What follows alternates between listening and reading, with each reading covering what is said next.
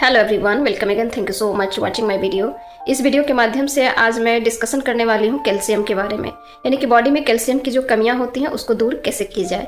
आपकी चाहे प्रेगनेंसी हो या ना हो, आपके घर में बूढ़े, बच्चे, महिलाएं, हर किसी को कैल्शियम की ज़रूरतें होती है। इसलिए आज इस वीडियो के माध्यम से हम जानेंगे कि कैल्शियम की कमी को कैसे दूर किया जाए, इसकी डाइट फॉलो क्या होनी चाहिए, आपको डाइट में ऐसा क्या शामिल करना चाहिए जिसकी वजह से आपकी बॉडी में हो रही कैल्शियम की कमी को दूर किया जा सकता है।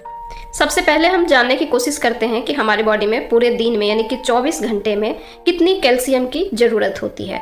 हमारी बॉडी में 24 घंटे में 500 से 600 ml कैल्शियम की ज़रूरत होती है, यानी कि 0.5 mg यानी कि आधा ग्राम कैल्शियम की ज़रूरत होती है।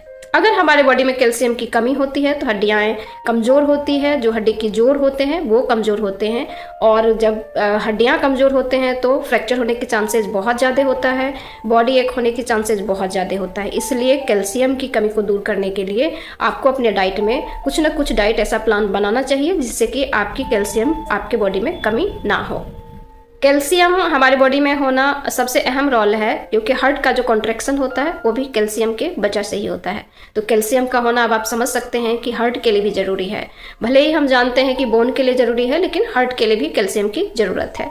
जनरली हम लोग सभी जानते हैं कि दूध में सबसे ज़्यादा कैल्शियम पाया जाता है, बट ऐसा नहीं है। अगर आप 100 ग्राम दूध लेते हैं तो उसमें मात्र 125 ml कैल्शियम होती है, यानी कि ये मात्रा कम है। लेकिन हम लोग की शुरू से ऐसी धारणाएं बनी हुई है कि हम लोग जानते हैं कि दूध खाओ, कैल्शियम की मात्रा कंप्लीट हो जाएगा। तो आज हम जानने का कोशिश करेंगे कि इस दूध के अलावा भी और ऐसा क्या चीज़ है खाने में हम शामिल करके अपने बॉडी के कैल्शियम को अच्छे से अच्छे बना सकते हैं।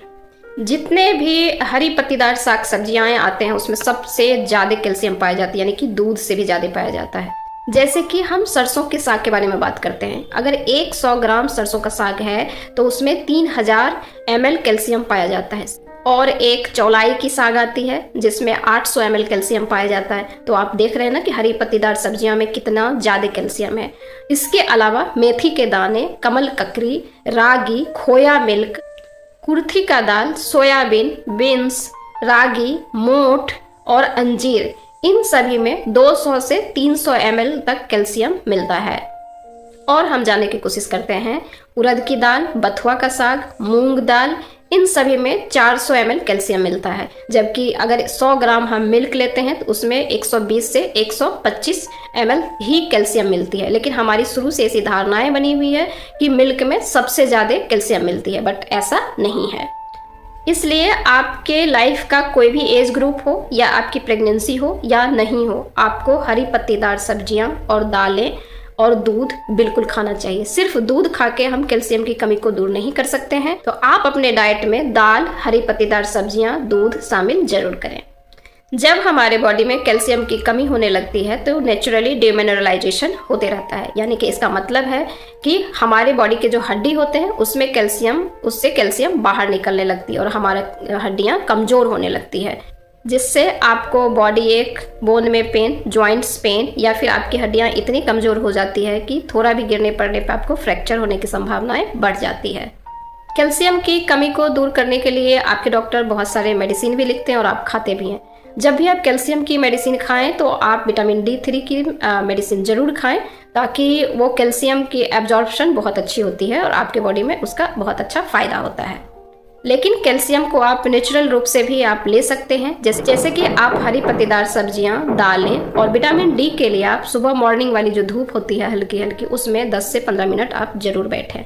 इससे आपको डाइट से कैल्शियम भी मिल जाएगा और विटामिन D आपको सूर्य की किरणों से मिल जाएगी, तो भी आप नेचुरली भी आप इस चीज़ को पूरा कर सकते हैं। कैल्शियम हमारे शरीर के हार्ट के लिए बहुत अच्छा है, बहुत ज़रूरी की चीज़ें हैं, और कैल्शियम हमारे बोन के लिए भी अच्छा है। तो आप इसको डाइट के द्वारा ज़रूर इस चीज़ को मेंटेन रखें ताकि आपके बॉडी में कैल्शियम मेंटेन रहे। आपकी कोई भी एज ग्रुप हो या आपकी प्रेगनेंसी हो या नहीं हो, अगर प्रेगनेंसी होती है तो आपके लिए और आपके बच्चे के लिए कैल्शियम की अच्छी मात्रा होना बहुत अच्छी बात है। लेकिन अगर कोई भी एज ग्रुप हो और उस समय पे आप कैल्शियम की भरपूर मात्रा बना के रखते हैं तो आपके बोन के जो स्ट्रेंथ है वो अच्छी रहेगी और आपके हार्ट मसल्स के लिए भी अच्छा माना जाता है। अगर इसके अलावा कुछ रह गया है तो आप मुझे ज़रूर लिखिएगा। Thank you so much.